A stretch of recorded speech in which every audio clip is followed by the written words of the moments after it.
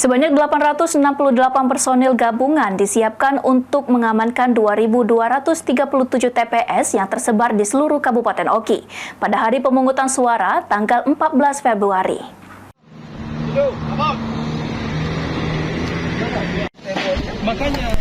Menjaga kondusivitas dan keamanan saat pemungutan suara berlangsung pada pemilu 14 Februari 2024, sebanyak 868 personil gabungan telah disiapkan untuk mengamankan tempat pemungutan suara sebanyak 2.237 TPS yang tersebar di 18 kecamatan di Kabupaten Ogan Komering Ilir.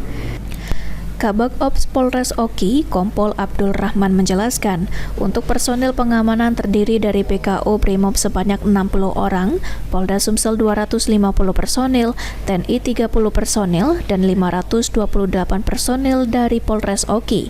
Pergeseran personil ini akan dimulai dilakukan pada 11 Februari untuk mulai bersiaga sampai dengan hari pemungutan suara berlangsung.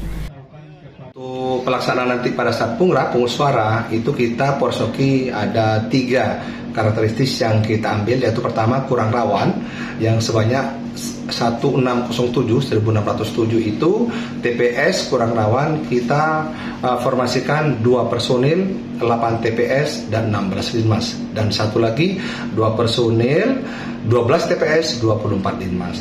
Kemudian yang rawan 583 itu kita formasikan 2 personil, 2 TPS dan 4 linmas. Dan sangat rawan 47 TPS itu kita formasikan 2 personil, 1 TPS, 2 linmas.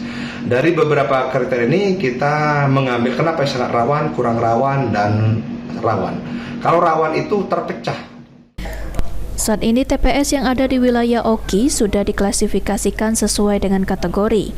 Untuk TPS kategori sangat rawan geografis ada 47 titik, sementara 583 titik kategori rawan dan 1.607 titik termasuk kategori kurang rawan. Masing-masing kategori akan disiagakan personil keamanan sesuai tingkat kebutuhannya. Novan Wijaya, PAL TV.